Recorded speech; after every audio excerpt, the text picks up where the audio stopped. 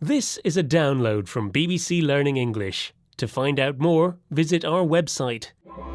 6 Minute English. From bbclearningenglish.com.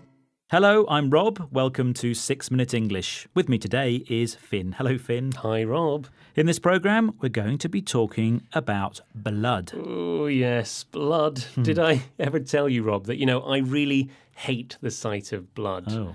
And I've even been known to faint. Now, that's to lose consciousness at the sight of a needle. Oh, dear. Come on, true. Finn.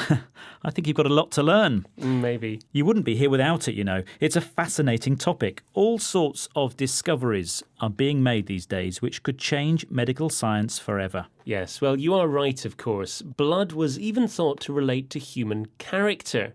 People were hot-blooded. That meant quick to anger, or cold-blooded, which meant lacking in passion. There were all the myths about vampires when young blood was thought to revitalise older people. And there's a dreadful story that a Hungarian countess had hundreds of young women killed so she could bathe in their blood and stay youthful looking. Right, okay. And in Roman times, if a young gladiator died in battle, people used to drink his blood because they thought it would keep them healthy. For 3,000 years, people have been cut or given leeches to let out the blood because they thought that would make people better.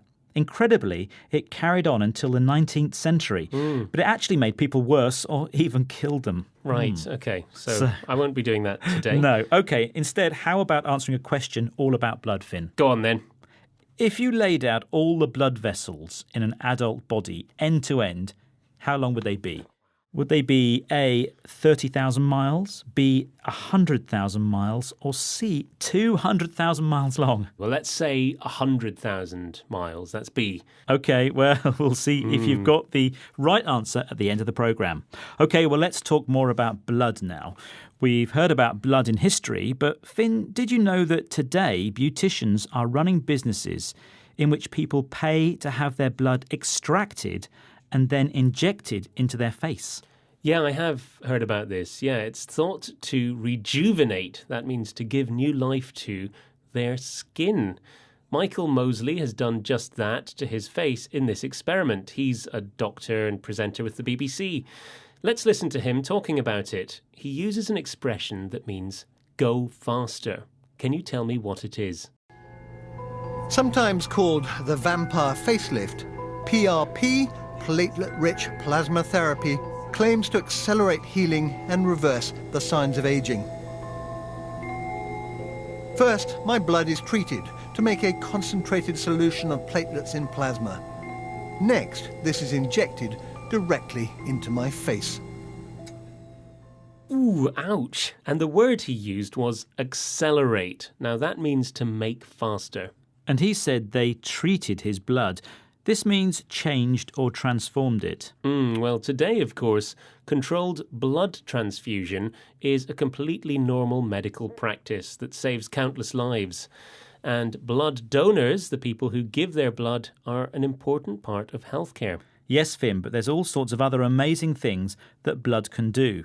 If we're running at altitude, that's high up, the limbs get tired because there's not enough oxygen. The blood then starts creating new red cells and pours them into the system. That's why athletes often train in the mountains.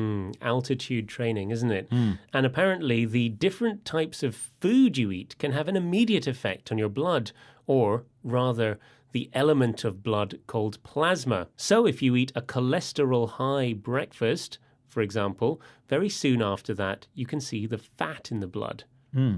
Nice. Ideas about how blood moves around your body have changed a lot over the years too. The Romans thought blood flowed one way and came out of our feet and hands and was then burnt away. But William Harvey in the 17th century found that blood circulated via veins and arteries. These are the tubes in our body where blood is carried around. And let's not forget clotting. That's when the blood hardens. If our blood didn't clot when we cut ourselves, we'd be dead within minutes. It is really fascinating, isn't it? And we're just beginning to understand stem cells. Now, these are also in the blood and are used to repair organs in the body. Modern science is really helping us to understand blood properly for the first time and showing us the way forward. Now, Rob, before my blood boils, could you let me know the answer to the quiz question, please? Yes, so I asked you, if you laid out all the blood vessels in an adult body end to end, how long would they be? 30,000 miles, 100,000 miles, or 200,000 miles? Ooh, well, I said 100,000 miles. Wow, and you know your blood vessels because you got that question right. Well, I counted them earlier, yes. I measured it all. Good. And how do you feel about blood now? Well, I'm probably a bit scared of it still, but now that I know all of these wonderful things that it does, I really get why it's so important. Great. Yeah. So let's remind ourselves of some of the words we've said today, Finn. Here we are. Faint. Rejuvenate. Transfusion. Cholesterol high. Veins and arteries. Clotting. Accelerate. And treated. Thank you. Well, that's it for today.